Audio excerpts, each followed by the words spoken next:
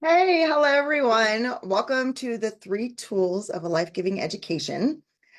I'm so excited to talk to you today about these amazing tools that we have for free.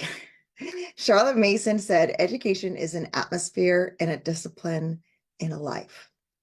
More important than the curriculum you're using, that's just one of the tools. Any resource you use can be shaped and guided according to these three tools to give your children a life-giving education.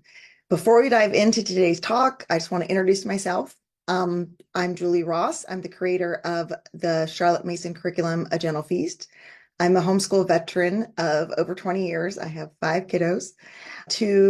One is graduated recently from college, and then the other will be a senior in college in neuroscience next year. And then I have three teenagers that I'm still homeschooling. So I've been homeschooling for a while. Before that, I was a public school educator and I helped start a private Christian school. So I've been in the educational space for about 30 years now.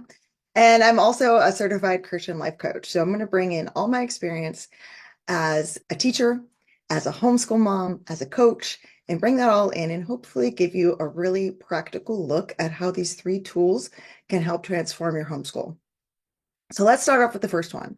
Education is an atmosphere. What in the world does that even mean?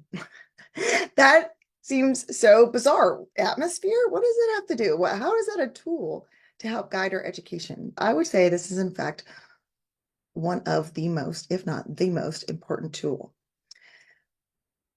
Charlotte Mason said, therefore, we are limited to three educational instruments: the atmosphere of environment, the discipline of habit, and the presentation of living ideas. Going back again to the motto, education is an atmosphere, discipline, and a life. So what are we talking about when we're talking about the atmosphere of your home or the home environment? This is from a Parents Review article. That's the magazine that Charlotte Mason edited. And this author wrote, there are many important aspects of home life, from first training to highest education, but there is nothing in the way of direct teaching that will ever have so wide and lasting an effect as the atmosphere of home. And the gravest thought concerning this is that in this instant, there's nothing to learn and nothing to teach. The atmosphere emanates from ourselves as the parents. It literally is ourselves. Our children live in it and breathe it. And what we are is thus incorporated into them. There is no pretense here or possibility of evasion. We may deceive ourselves. In the long run, we never deceive our children. The spirit of home lives and what is more, home atmosphere is accentuated in them. Atmosphere is much more than teaching and infinitely more than talk. And when I first read this quote, I was unbelievably convicted because the atmosphere of my home at the time was not what I wanted. It was not what I wanted my homeschool to be like. I felt like I was a drill sergeant, constantly giving out orders, constantly wondering, like, why is this not done? This was supposed to be done 10 minutes ago. Everybody get in the car. We got to go to this. And we are just hurry, hurry, hurry, stress, stress, stress, stress. And I was like, this isn't why I homeschooled. This isn't the atmosphere I want to create, because Charlotte Mason is saying here, this atmosphere that you might not even realize is what is going on in your home is going to have such a lasting effect on your children. I wanted my children to feel like school and learning was just part of life. And it was this beautiful atmosphere. I wanted us to have deep connections. I wanted my kids to be curious. I wanted them to have time to be creative. And I realized that by me being stressed out all the time, I was actually hurting my children and creating an atmosphere of our home that was not conducive to learning. And so if this quote really convicts you as well, I have some hope. So basically, what she's saying is that education is an atmosphere. Our children are breathing it. We can't see it, right? And that these become the ideas which rule their lives. They're getting this from us. So we are the thermostats of our homes. We're setting the temperature. We are either making it really hot, really stressful, really high pressure environment, or we can make the atmosphere of our home peaceful, joyous. Isn't that what we all want, right? So what words would you use to describe the current atmosphere of your home? This might be something you've never even thought of before, because before I read Charlotte Mason's teaching, all I was thinking about was like our to-do list and am I choosing the right curriculum and what does our schedule look like? and never considered how I was showing up and how that was affecting the temperature of our home. What words would you use to describe the atmosphere of your home? And I want you to think about if you've ever had these thoughts in your homeschool. We are so far behind. My child is so difficult. It shouldn't be this hard. I don't know what I'm doing. I'm going to mess up my child. We are constantly butting heads about school. My child is not working up to their potential. I'm overwhelmed. Have you ever had any of these thoughts? I'm guessing most of us who are listening to this have. I know I have had all of those. That's why I wrote them down. Is if we want to change the atmosphere of our home, we have to be willing to get really honest with ourselves, be willing to pause and to ask ourselves, what am I thinking about my homeschool on a regular basis? When I read these words to you, how does that make you feel? For me, I feel like I have a weight like right here, like I can't breathe. I feel shame, guilt. You might feel afraid, discouraged, disappointed.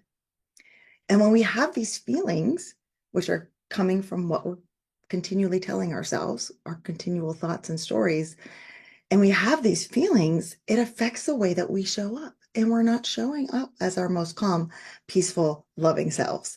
And that's creating an atmosphere that we don't want.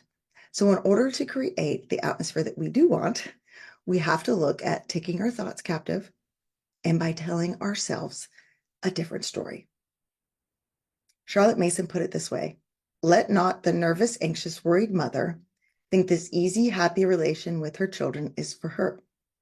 She may be the best mother in the world, but the thing that her children will get from her in these moods is a touch of her nervousness, most catching of complaints.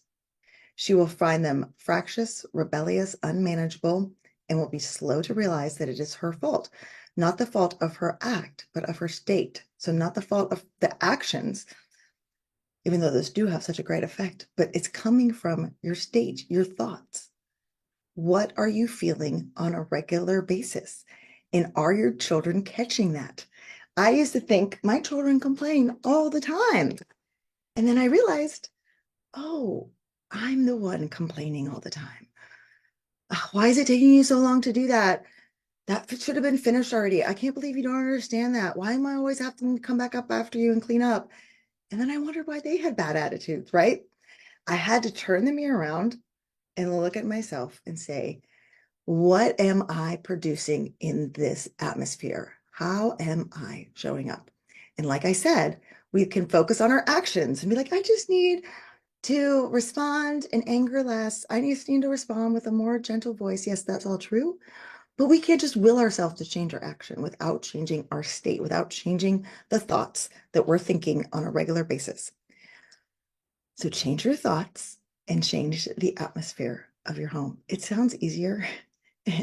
Really, it sounds a lot easier than it actually is. But when you get into the practice of it, most of us don't even know what we're thinking ever. We just live our lives on autopilots. We're just always in reaction mode. So taking the time to pause and say, what do I actually think on a regular basis? What am I telling myself about myself as a homeschool mom or about our homeschool or about my kids? And how is that affecting my mood and then my actions? So how do we change our thoughts? So first of all, be mindful throughout the day. Start to take notice, which means you actually have to have margin in your day to pause. Think on purpose. Tell yourself what you're going to think instead. And I'll give you some hints for that in a second. And then start to find the good. Our brains are naturally wired to keep us safe, so they will find all the things that are wrong. If I said, what's not working in your homeschool? You probably could tell me 10 things. And if I said, how have you been successful in your homeschool this year? That might be a little harder for you to think of something because our brains naturally look for what's wrong to keep us safe. And so your brain is doing that all day long. It's looking for all this evidence and all these things that are wrong. We need to train it to start finding the good. That means starting to celebrate the small things. Oh my goodness, my son just shared his pencil with his sister. Oh my goodness, like that read aloud, that was so impactful. oh my goodness, like we went on a nature walk and like nobody got hurt. Start to have gratitude for those small things, and it will change the way your brain is seeing things that are already there. You're already doing good things. Your brain's just naturally filtering them out, trying to find the things that are wrong. So let's go back to this telling your brain what to think on purpose. We're going to be intentional here. If we're intentional about the atmosphere that we want to create in our home, we have to be intentional with what thoughts we're telling ourselves. So, telling yourself what to think on purpose. Here are some thoughts you might want to try on and see how they fit, and start repeating these to yourself. You can journal about them. You could put them on a Post-it note. You can embroider them on a pillow, whatever works for you to start to train your brain to think differently. So I am the perfect person to homeschool my children. I am on a journey and progressing at the perfect pace. I respond with patience, trusting that all things are working for good. I'm grateful to be homeschooling my children. Good things happen every day in our home. I have control over my thoughts, feelings, and energy. I am present and focused during our homeschooling. Our days are full of beauty, laughter, and rich ideas. I will not fear because I work in cooperation with the divine teacher. Mistakes are an opportunity to learn and grow. I am becoming better each day. So come up with your own if these don't really resonate with you. What are some truths? They might not always feel true. Do I always feel like I'm the perfect person to homeschool my children? Absolutely not.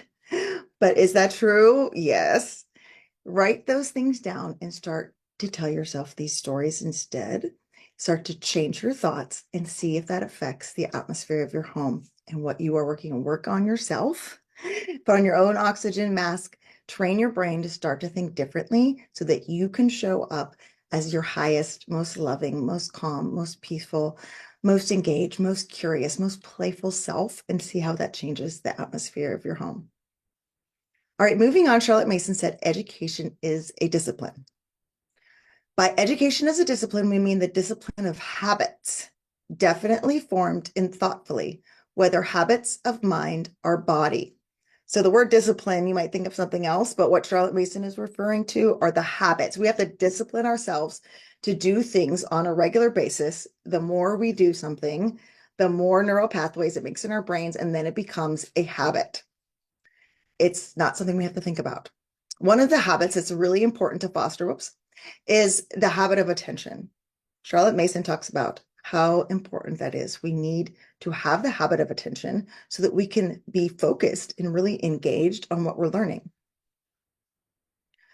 So this comes from her work, A Philosophy of Education. Another misconception we have concerns attention. We think that to capture child's feeble attention with persuasion, dramatic presentations, pictures, and visual models. But the fact is, a teacher who succeeds depends on his charismatic personality is merely an actor who belongs on a stage. Okay, so this takes the pressure off you. You don't need a bunch of props, games, videos to make every lesson fun in order to gain your child's attention. We now know that attention is not one faculty of the brain, and it's not a definable power of the mind. It's the ability to turn on that power and concentrate. We have that attention there. Can you turn it on when you need to? By capturing a child's attention with gimmicks, we waste our time. The ability to focus the attention is already there in the child as much as he needs. It's like a forceful river, just waiting to obey the child's own authority to turn it on. Yes, it's capable of stubbornly resisting attempts to be coerced that are imposed from without. What we need to do is recognize that attention is one of the appetites, and then we'll feed it with the best we have in living books and knowledge. But paying attention is something the child has to do on their own. We can't do it for them. It's not for us to be the fountain of all knowledge. We don't know enough. We don't speak well enough. We're too vague and random to cope with the capability of creatures who are thirsty for knowledge. Instead of pretending to be the source of their education, we must realize that books, the very best books, are the source. And we must put that resource into their hands and read them for ourselves too. So our children have this amazing ability to pay attention. And I'm sure you've seen this in your own kids. When they're so focused that nothing you say to them, like they can't even hear you. When does that happen? When they're really engrossed in something that they care about, right? Whether that's they're playing a video game or a TV, and sadly, that's really damaged our attention spans. But if your child is like making something with Legos and they're so into it, like they're so focused on it, they don't realize what else is going on in the world. And we want to capture that attention when it comes to our school lessons. But most of what we give kids is so dry and so boring that we're actually training them in the habit of not paying attention. And we want to give them the very best book, Charlotte Mason says, because that captures attention. And I'm sure you've read a really great book, right? And you're like so engrossed in the book, and your kids are, hey, mom, are we ever like gonna get to eat today? And you're like, what? It's 5 o'clock already, right? You like go to put the book down. That was like a living, amazing story that captured your imagination, that captured your attention. And we want that for our kids. We don't need to come up with all these games and gimmicks to get their attention. If we give them really good books, they'll be like, oh, no, wait, keep reading. That's what we want. That's how we foster this habit of attention. All right. And then we want to build some other habits into our school day. So a habit of attention is so key because that's going to get them to focus. Charlotte Mason also encouraged short lessons. By having short lessons, it's easier to pay attention. Do you know the average adult attention span now is less than 30 seconds? But we're expecting our children to pay attention for 45 minutes of a grammar lesson. That's so unrealistic. Charlotte Mason had short lessons. They didn't have 45-minute lessons till they were in high school, and that's very few subjects actually. And when they're young, a lesson might only take 5 to 10 minutes. By being able to focus, be interested in it, caring about it, you're able to go through school in a shorter amount of time than having these subjects that drag on and on and on and on and on. Okay, so I wanted to mention short lessons as well. Okay, so let's move into some other foundational habits that you might want to consider building into your homeschool. So the first one is the habit of outdoor time. Charlotte Mason talks a lot about this, but we need to make it a habit. It's not just something like, oh, I hope when we have extra time, we can go do something outside. It needs to be something that is so vital. Here's what she said. This is from volume 1. It is infinitely well worth the mother's while to take some pains every day to secure in the first place that her children spend hours daily amongst rural and natural objects, and in the second place to infuse into them, or to rather cherish in them, the love of investigation, a love of nature implanted so early that it will seem to them thereafter to have been born in them, will enrich their lives with pure interests, absorbing pursuits, health, and good humor. So she says the mom has to take pains to secure outdoor time. So it might not always be easy. It might not always be pleasant. That's the thing about a habit, right? When you're first starting to build a habit, like going to the gym, it's hard. The more you do it, the easier it becomes, right? You don't have to think about waking up and brushing your teeth. You just do it. It's habitual. So we want to create this pattern of loving nature, of investigating and being curious and having wonder about God's creation and being outside.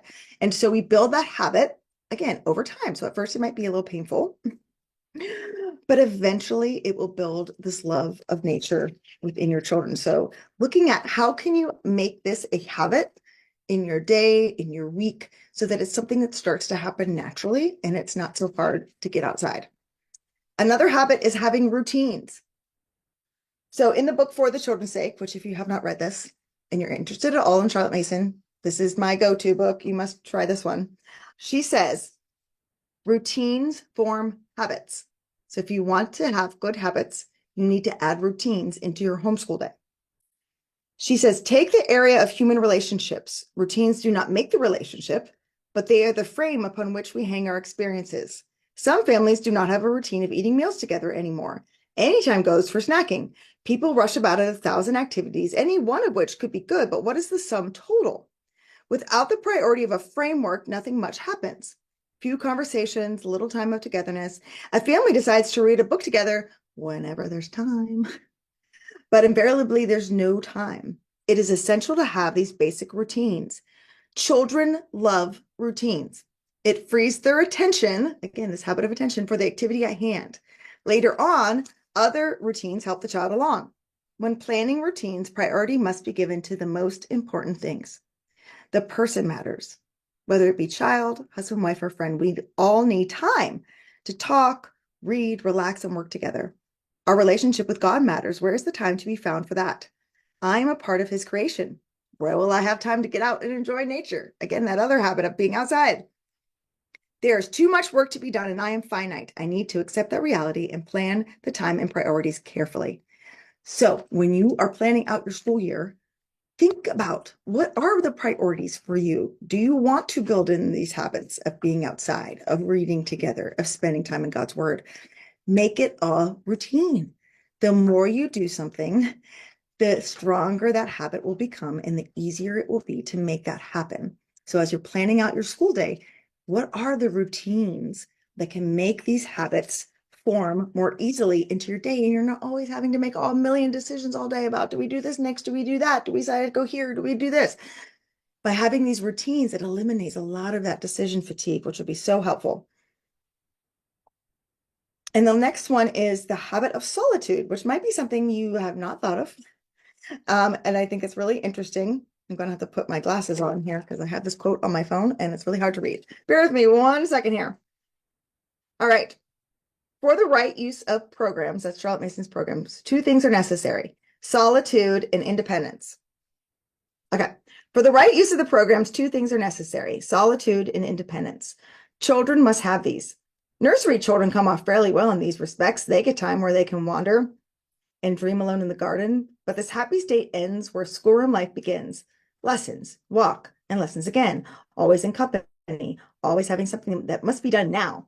Miss Mason devises the timetables, that's those short lessons I was talking about, which cover such reasonable hours as to leave time over for the solitude. But parents are often very culpable in thinking that tango, isn't that so funny? Or some other new thing must be learned as well. The much needed time for solitude is used for plans, which necessitate hurried journeys, always in the company of a responsible person who feels it's her duty to talk in an instructive way. And the thinking time, the growing time, the time in which the mind is to find food is diminished, and the child becomes restless, tiresome, irritable, disobedient.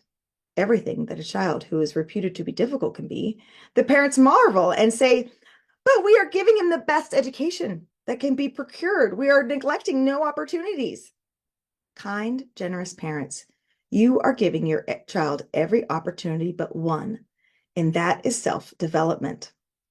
By your generous care, you are safeguarding him from ever using his own mind, ever relying upon himself in any way.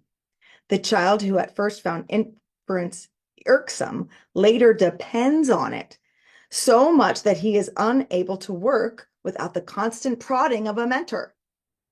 I believe that this is the prime reason of the oft-repeated lament of teachers and professors. Little ones are so eager, older children are less keen, adults are dull. Wow. If you want to feed your child's mind, you have to build in times of solitude into your day. Time when your children are alone with their imaginations, when you're not hurried from one thing to the next. And there's so many amazing opportunities now for homeschoolers that weren't around when I started. But it can be so easy to pack our day where we're constantly on these hurried journeys and our children don't have time to think, to be alone with their own thoughts, and to allow these ideas start to form and take root in their mind and to develop their imagination. So make sure you're leaving time for the habit of solitude in your day.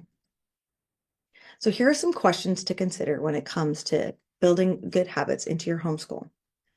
How am I fostering good habits in my own life? So we have to start with ourselves. If we're not building good habits in our own life, we are not going to be good models for our children on how to stay consistent with something, how to will ourselves to do something that we actually don't really want to do. We need to model that first for our kids. Does my homeschool routine make good habits easy? Again, routines are going to be the tracks that these habits are going to go on, and it's going to make everything so much easier in your day.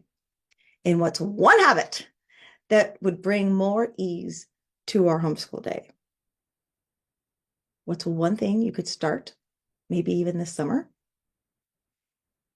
that could be a habit that gets built that's going to make things easier come fall? And then the last one is education is a life. In saying that education is the life, the need of intellectual and moral, as well as of physical sustenance, is applied. The mind feeds on ideas. Therefore, children should have a generous curriculum. Education is a life. It is living. We want to give our kids a life-giving education. We're not just feeding their mind, but we're feeding their whole personhood, their physical body, their moral body, them as spiritual beings, right? But what does the mind actually need to grow? Are we feeding it the proper food? Charlotte Mason would say, a mind can only be fed upon ideas. We can stuff a bunch of information in there, she says, but it's like sawdust in the cogs of a machine. We're just filling our children with a bunch of information. They might look really stuffed and like they know a whole lot, but there's no depth to what they're actually learning. Only ideas can take root and be the proper food that your child's mind needs. So what do we mean by that? What's an idea? So she says an idea is more than an image or a picture. It is, so to speak, a spiritual germ, a little seed, endowed with vital force and with power that is to grow and produce after its kind. It's the very nature of an idea to grow, as the vegetable germ secretes that it lives by. So fairly implant an idea in the child's mind, and it will secrete its own food, and it will grow, and it will bear fruit, and it will inform a succession of like ideas. Charlotte Mason calls this the science of relations. These little ideas that come into our children's mind through the books that we're reading, through the art that we're looking at, through the music, through the being out and investigating out in nature. These little seeds, when they have time for solitude to grow, they will grow on their own and they will connect to other ideas. We don't have to put all the connections and make a cute little unit study where everything all goes together for our kids. Their brains are naturally going to make these connections as these ideas are growing. Those synapses are going to start connecting, and it's such a beautiful thing to watch because this is their own brains doing the hard work of digesting all this mind food that we're going to give them. So the proper nourishment of ideas. What does this mean? What does this actually look like? What are we putting in here on a regular basis? So first of all, ideas come from stories or books that are written in a narrative fashion. So even high school chemistry, believe it or not, even high school physics can be written in a narrative fashion where there's an idea, there's something that captures your imagination. It's not just a bunch of facts. She says, I think we owe it to our children to let them dig their knowledge of whatever subjects for themselves out of the book. What a child digs is his own possession. So as a teacher, we're not having to learn all the information. We're not the fountainhead of all knowledge. We're not having to digest all the material and put it together and then teach it to our kids. We are putting them in touch with real books where the authors are passionate about the subject, and those books are the ones that are teaching our children. They're the ones that are feeding their minds with all these amazing ideas. We also, and this is like a common misconception with Charlotte Mason is, oh, you just read books all day. No, children are also doing things with their hands, and ideas can come from these things as well. They're have these natural objects. They're outside, they're out in nature, they're investigating, they're exploring, they're learning these gross motor skills. They're working with handicrafts, with wood and leather and clay. They have natural objects. They're seeing the birds and the plants and the trees and these things that are outside. They're observing, they're understanding cause and effect and making conclusions about the way the world works. They're looking at art and using science things. All of these grow ideas in a child's mind. So it's not just books, but books and things. And then you need to cultivate your own mind. If you want to be pouring ideas into your children, you need ideas coming into your own mind. She says, we need not say one word about the necessity for living thought in the teacher. It is only so far as he is intellectually alive that he can be effective in the wonderful process which we glibly call education. I love this. Only as so far as he is intellectually alive. So you need to make habits of feeding your own mind with these ideas through books or things, or trying new things, learning new skills or habits, so that you are growing your own mind, and then you can pour that forth into your children. That's what makes you a living, growing human, and that will inspire them as well to follow this kind of lifelong educational path. Charlotte Mason said it is possible to pass even the university's local examinations with credit without ever having experienced that vital stir which marks the inception of an idea. And if we have succeeded in escaping this disturbing influence while we have finished our education when we leave school, we shut up our books in our minds and remain pygmies in the dark forest of our own dim world of thought and feeling. You can check off all the boxes and pass the tests and never have an idea that changes and shapes you as a person. And that is such a scary thought and such a grave defect of our modern industrialized educational system. Charlotte Mason is advocating for something extremely different.